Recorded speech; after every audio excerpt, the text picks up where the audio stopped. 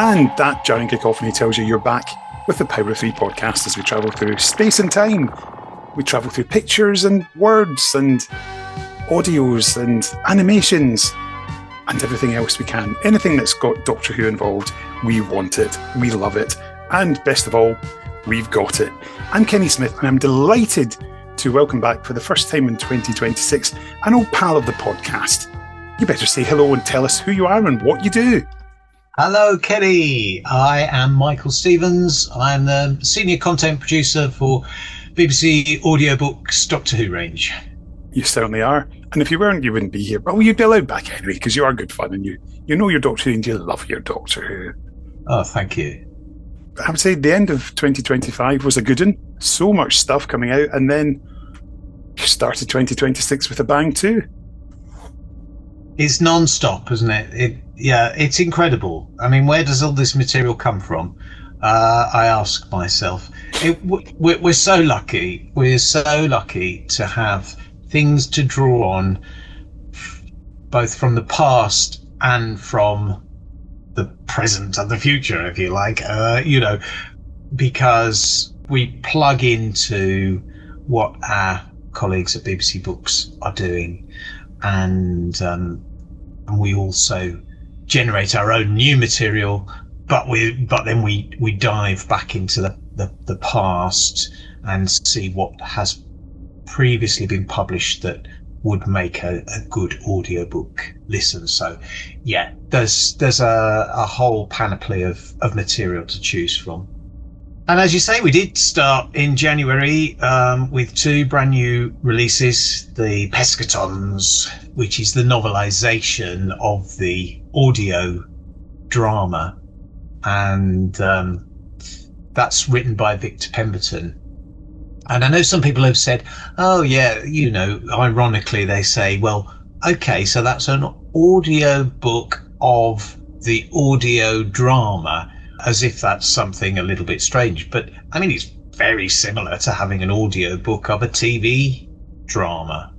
The novelisation, all the TV stories were novelised. And in the same way, so many of the audio dramas have been novelised over the years. Victor Pemberton did this in 1991, I think I'm right in saying. And he was commissioned to turn his 1 hour drama that starred Tom Baker and Elizabeth Sladen and Bill Mitchell, of course. Let's not forget the Mike Zor. So he was commissioned to turn that into a full-length novelisation. And I love the fact that in doing so, he effectively created a missing adventure for the Fourth Doctor and Sarah Jane. And so there's an awful lot of story that wasn't in the audio LP, and it's really lovely. They're there specifically in mid 1970s London, Greater London, as it were, and they meet all these cast of characters from Earth who join them on the adventure against the Pescatons. So it's lovely. It's a little bit of Doctor Who fiction that is perhaps lesser known. John Coleshaw has read it, and obviously in the way that John does, he's brought the Doctor to life, and he's made the wonderful Professor Emerson into a fully rounded character. It's terrific. So I'm very pleased with that one. Also in January was The Mind Trap, which was an audio original written by John Keel. And John chose to write a story for the Second Doctor, Jamie and Zoe. It's a really intriguing one. It's a story that takes place in a very confined environment in deep space, and it's very much a sort of character piece as the Doctor and Zoe chiefly encounter the key guest character, and they have to do battle with him mentally, really. So that's a really nice one, and that's read by David Troughton, making a welcome return to the range. We also took the opportunity to ask David to read some stories from the annuals as well, so they'll be appearing on future volumes. Now that's what I call getting your money's worth when you've got them for a day. Absolutely, you've got to do it. Then looking at February, we had a digital collection of 12 Doctor novels. So that was 3 of the BBC Books audiobooks, which we've bound up, and they're now offered as a single digital purchase with a variety of readers. And talking of the annuals, we had Caught in the Web and Other Stories, which is a collection of stories from the Vintage World Distributors annuals. And lovely collection of readers for that. Maureen O'Brien, David Troughton. There we go, using that additional material already. John Coleshaw, Geoffrey Beevers, David Banks and Nicola Bryant. Excellent. Yeah, absolutely. And they each of those voices evokes the era that we know them from, and so it's a really nice way to illustrate those annuals stories. They continue to be bonkers, of course. Yeah. Moving into March, so coming up to date now, we have another audio original, Starflight, and this one is written by Paul Hayes.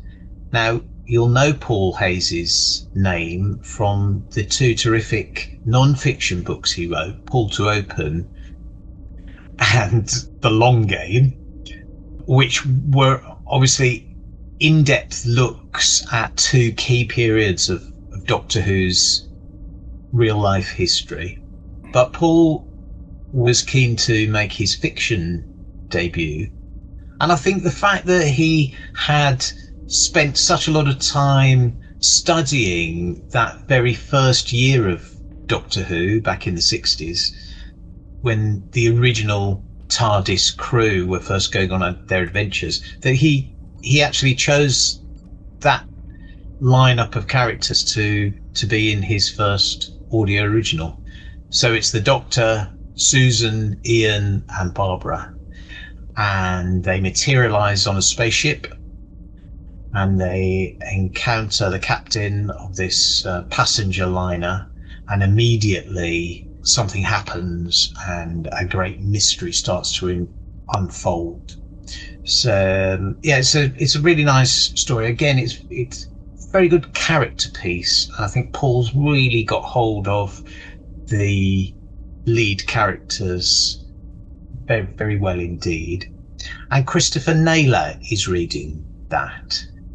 We previously heard from Christopher reading Harry Sullivan's War, and indeed he read Pull to Open, Paul's non-fiction book.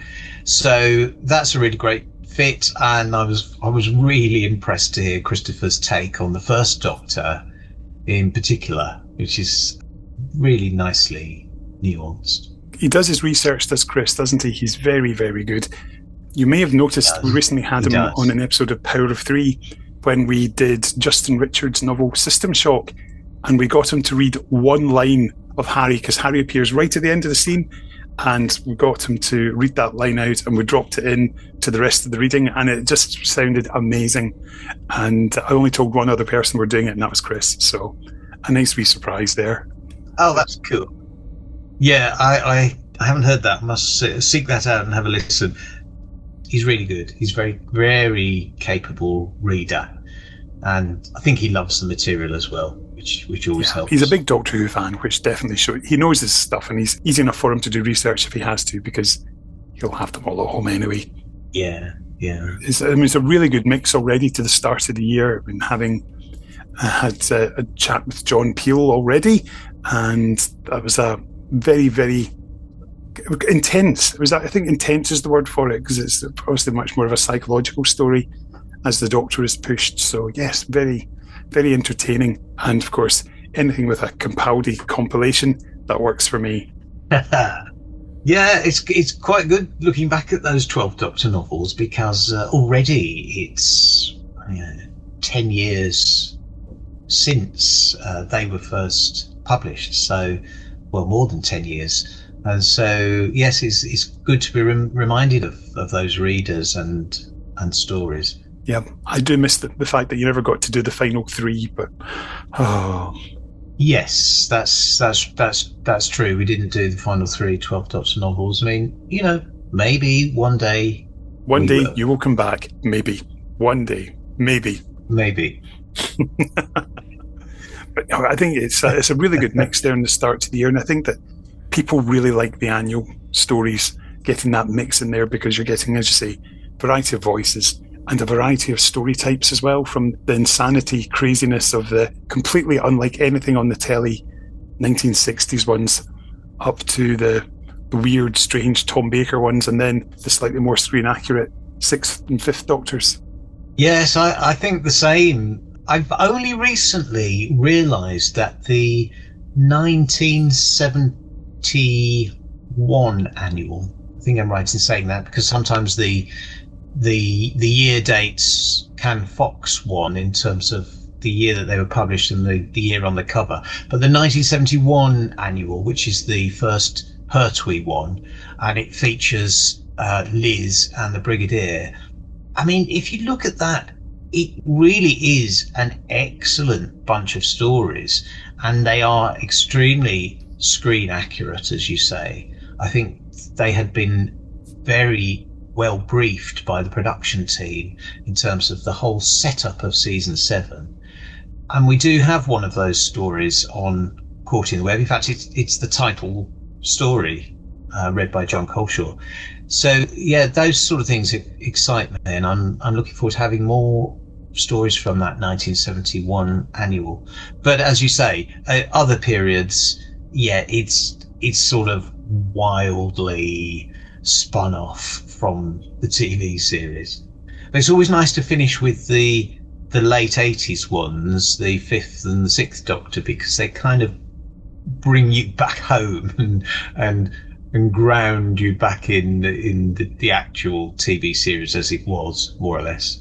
So, of course, it's been announced in Doctor Who magazine that the original novelisations of David Fisher's books are being released, the Terrance Dicks versions as well. Yeah.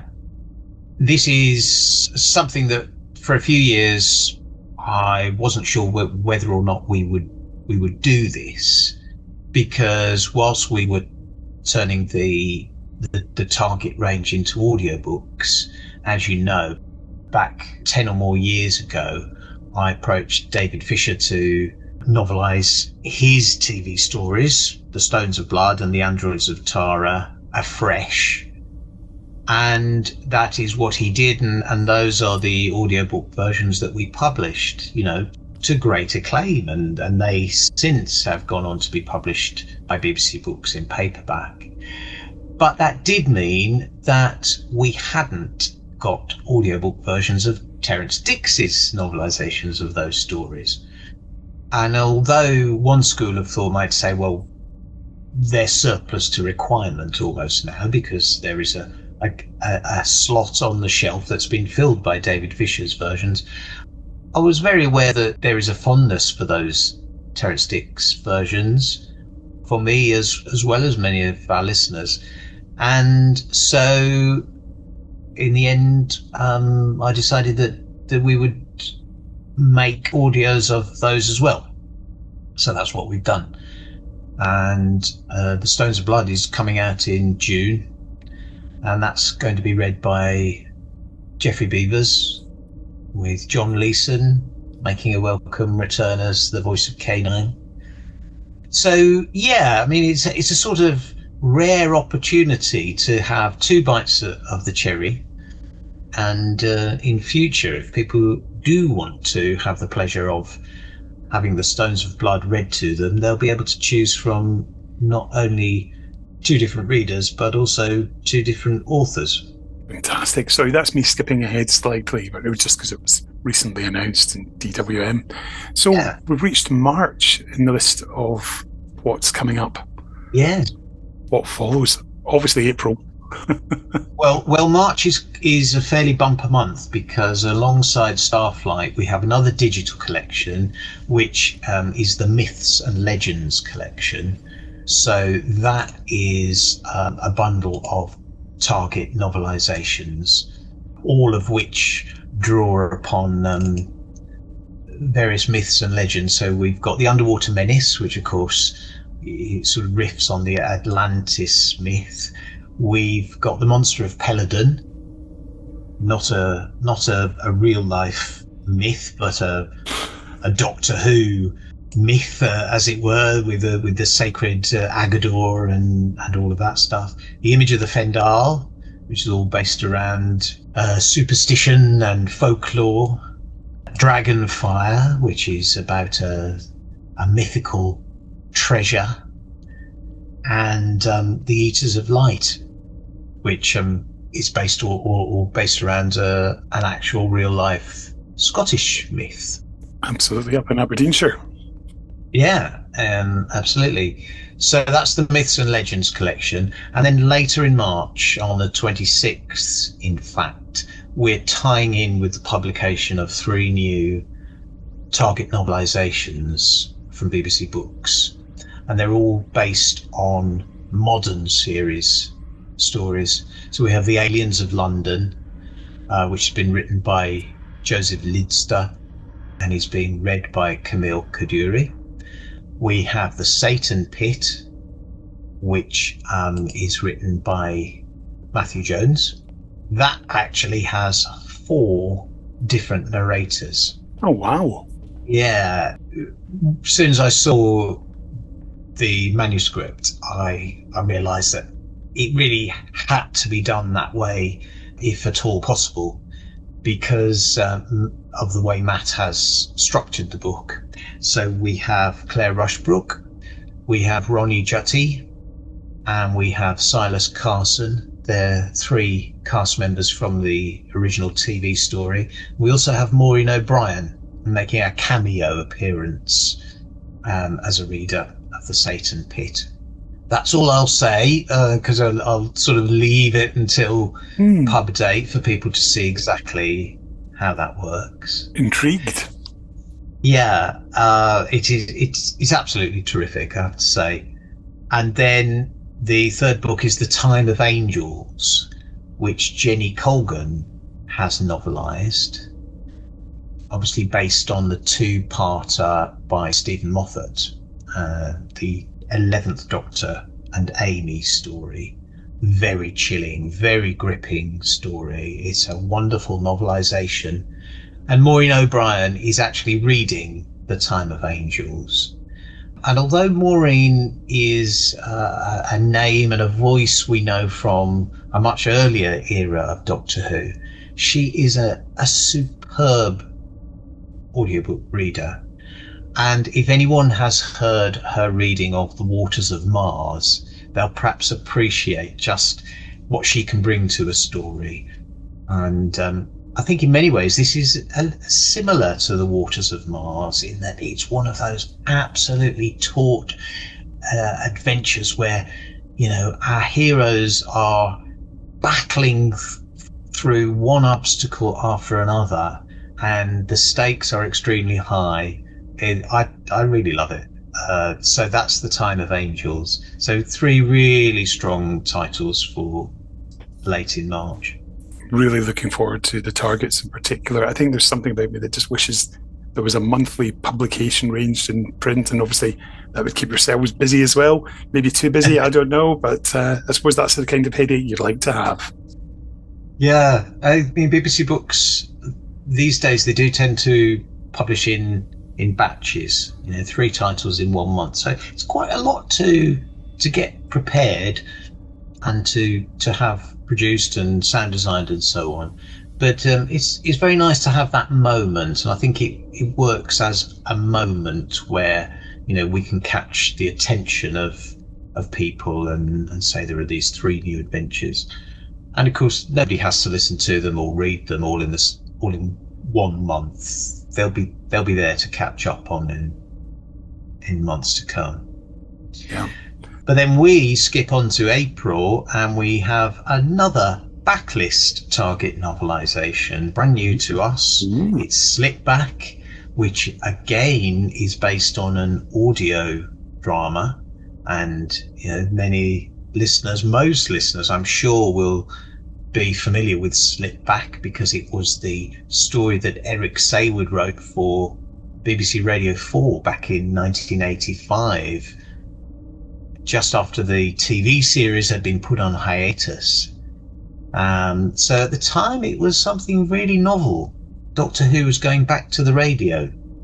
This was the second time that Doctor Who had been made for BBC Radio, because as you know, Kenny, back in 1976 I think it was, Tom Baker and Elizabeth Sladen had recorded Exploration Earth, which was for schools radio. It was a little mini drama. But now skipping forward 9 or 10 years, Slip Back was commissioned as I think it was 5-part, 5 10-minute segments. 6. It was 6, wasn't it? Thank you, Kenny. Yes. He's holding up 6 digits.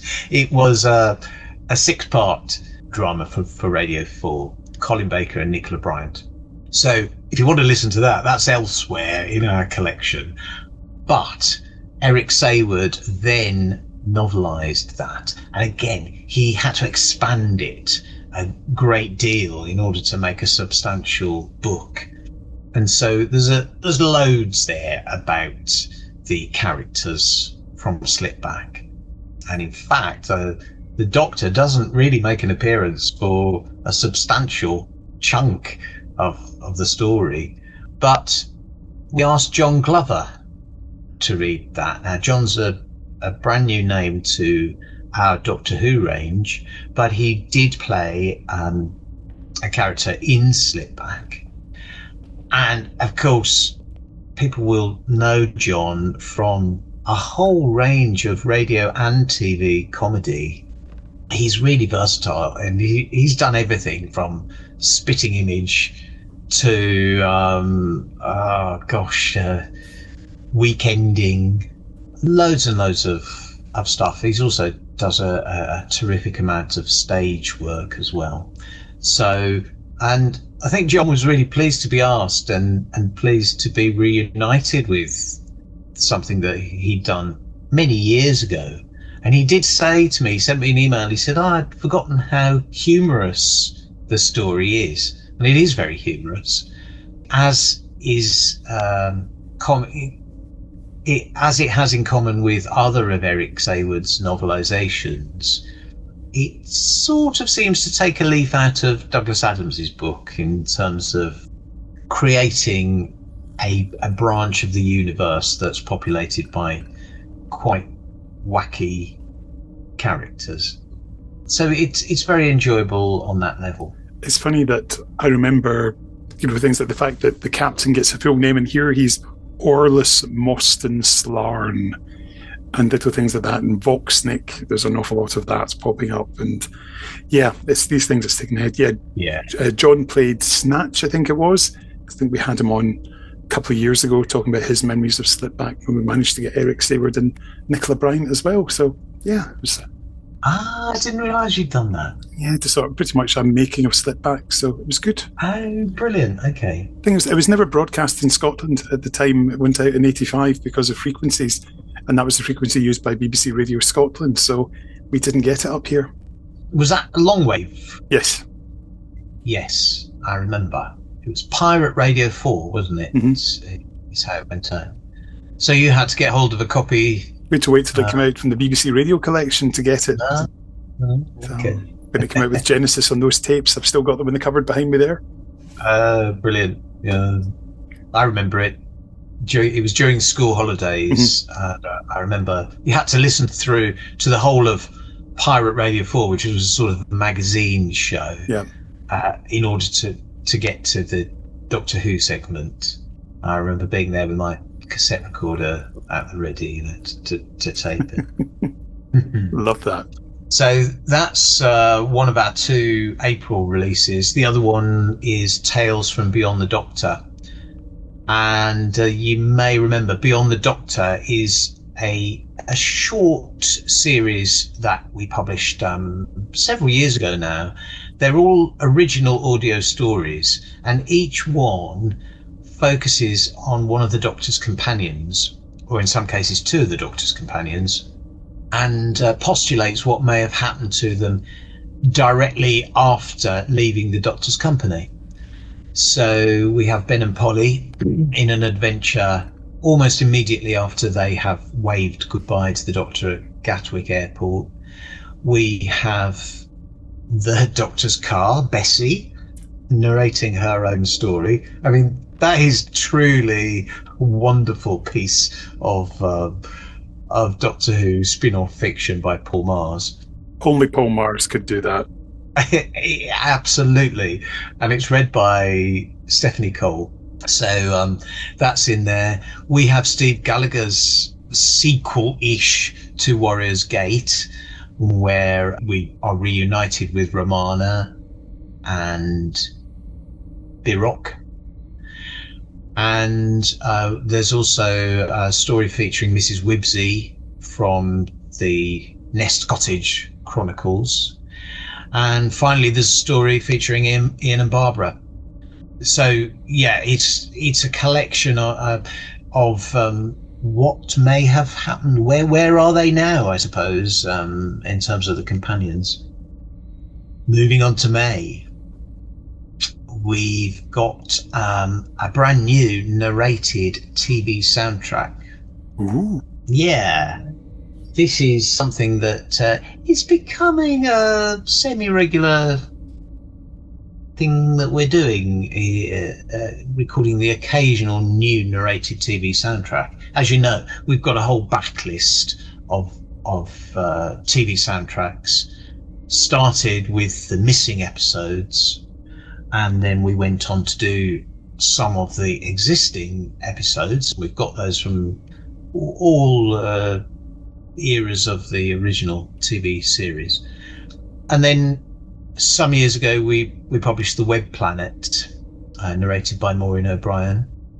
We then went on to make The Edge of Destruction, with linking narration by Caroline Ford.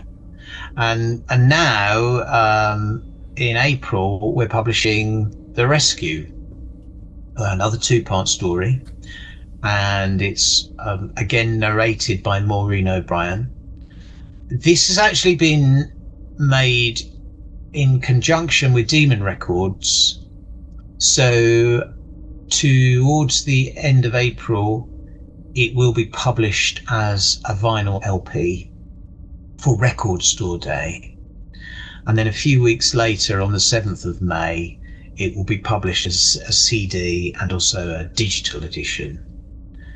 So yeah, that's a nice little bonus for fans of the TV soundtracks. Yeah. And there's a bonus interview indeed with Maureen, where she recalls making that, which was her debut as a TV companion, Vicky. And she also talks about her career in general, which is really interesting to hear about her time as a theatre actress in the 60s. So yeah, very interesting. She's in conversation with David Darlington, who has produced the whole production. That's The Rescue, and we also have another audio original in May, Circle of Memory, and that's by Bob Ayres. Brother of Mark. Brother of Mark, indeed. And Bob's making his debut for us. A really terrific story he's written. It's very timey-wimey. It features the 11th Doctor, Amy and Rory, And it begins in a most intriguing way with the three of them waking up and not actually knowing who they are. And the story spins out from there. It's a very strong debut for Bob. And it's read by Dan Starkey. So you can be assured of some very strong characterizations for certainly the Doctor and Amy and Rory. Yeah, Dan is so good. Just the fact he is such a student of linguistics, he's incredible what he does. He is, and over the years we have put that to the test, and we have really asked a lot of him. I'm looking at you, James Goss, with your Lux novelisation. So yeah, but Dan is always game, and he's always up for the challenge, and he always meets it wonderfully. Yes, he's fantastic. I mean, it's such a great mix in there, and the fact there's a vinyl in there. I know that various people out there do enjoy their bits of vinyl. I pick up the odd one, and got a nice wee shelf of them downstairs. So that sounds good. I missed out on Edge of Destruction at the time, so I'm able to try and find a local record store and get myself a copy of The Rescue. Oh, well, yeah, that's great if you can get hold of the Edge of Destruction as well. The Rescue's coming out on green vinyl. Of course, matches old cocky licking himself. It does, doesn't it? Yeah. I mean, the cover, which is from our friends at Amazing 15 Design Agency, it's really grabbed the attention of people. I do think it's terrific. It's the best that Quillian has ever looked. And then, of course, it's June, the month of my birthday. So what presents have you got for me this year? Well, Kenny, I've kind of spoiled your birthday present already, because one of them is the Stones of Blood. So you'll be able to enjoy that. What date's your birthday? The 19th. The 19th. Oh, well, these will be on the shelf in time for that. Yeah, these are out on the 4th of June. So the Stones of Blood, as mentioned, will be out as a CD and as a digital download. And alongside that, there's another digital collection, and this is the 12th Doctor Novels, Volume 2. Oh, perfect. And so those are Royal Blood, Big Bang Generation, and Deep Time. Excellent, all three. Yeah, all three of them. And the readers of those include David Warner, Lisa Bowerman, and Dan Starkey again. So, yeah, and that will, for the time being, that will complete the 12th Doctor Novels collection, because as you've mentioned, there were 3 more published as books. We didn't record them as audiobooks at the time, so they're in abeyance for the time being. But next time we come back with a digital collection, we'll be moving on to the 13th Doctor. Excellent. That's exciting, because that's 3. Those novels there are fantastic. The first 3 Jodie books, so strong, all 3 of them. We featured them in the pod, spoken with all the writers, and they're just absolutely on the money. Yeah. It's funny, isn't it? I think a lot of these books, they're actually better viewed with hindsight than at the time, because at the time, I remember when those books came out, I think they had been written before the first series had been broadcast, and so it wasn't easy, I think, to measure how screen accurate they were and how good a reflection of the key characters that they were. But now when you look back at them, you think, yeah, that was a really good presentation of the TARDIS crew, the TARDIS fam, as we know them. Yes, indeed. Anyway, we're getting ahead of ourselves. Yes, indeed. But that is a fantastic collection that's coming the first half of the year. And I know that at the moment I'm getting out at 6:45 to get my morning walks in. So it looks like I'm going to be not short of listening material, which is great to know. Surely you're having to proof podcasts during that time. That can be done as well. That's what evenings are for. Listen to that before I fall asleep. But I can fall asleep to my own words. That's not narcissistic. It means I'm boring myself to sleep, so that's fine. I'd rather bore myself with my own voice than listen to other people's and be disrespectful. Absolutely. Don't fall asleep to any of ours, please. Absolutely. Would not dare, because I know that you'd come after me and hunt me down. So we've mentioned the first half of the year, so there's stuff on the way in the second half, and obviously we know that Circuit Breaker is coming. Circuit Breaker is coming. It certainly is. I mean, a certain amount has been announced. There's much more that will be announced about Circuit Breaker, but as we all know, it's what's termed a transmedia initiative. And by that, it means that it's a story concept or a story arc that is told through the means of a variety of different media. And by that, we mean books, audio, Doctor Who magazine, Titan Comics. There's two types of audio because we're doing a story and Big Fish are doing a story, and BBC Books will be publishing some fiction as well. There's also some material coming directly out of BBC Studios. So very similar to Time Lord Victorious that we had a while ago, and more recently Doomsday. It's one big overarching story that is told through a number of individual stories. So our contribution is scheduled for late July. Can't really tell you any more about it, except that we've got a very exciting story and we've got a very exciting reader indeed. Oh, that's fantastic. And we know it's going to be the Fugitive Doctor who's at the heart of it, and it's been sort of overseen by Esme Jukimi Pearson. I think it was her who came up with the central concept for it. But yeah, look forward to seeing what happens next and where it's going to go. Yeah, that's nice. It's a lovely thing for everybody to look forward to. Really, you know, it's another of those moments that happens in the Doctor Who calendar. Yeah, they're always good to have. We've got more audio originals after that.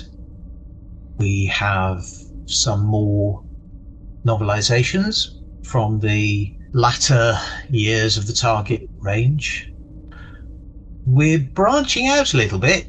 We're actually doing some Blake 7 audiobooks. Ooh. Which, yeah, I'm sure that, you know, that's of interest to a lot of the listeners.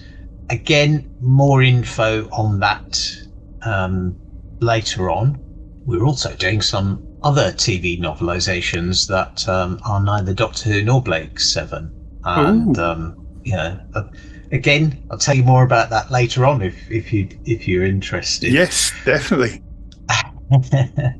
And yeah, there are, towards the end of this year and particularly early next year, there's some very, very exciting titles coming up. I know that's a word that I use an awful lot, exciting, but yeah, there's some big titles coming down the line. So interesting. Well, I'm stroking my chin, cannot begin to guess what it might be. I hope it might be, but I'm not going to say on here because I wouldn't put you in the spot to ask you to confirm or deny, because that's not fair. That's not what you're here to do. But Michael, That's been brilliant. Thank you for all these wonderful teases and sharing everything so far. Well, it's an absolute pleasure. It's always fun to have a chat with you.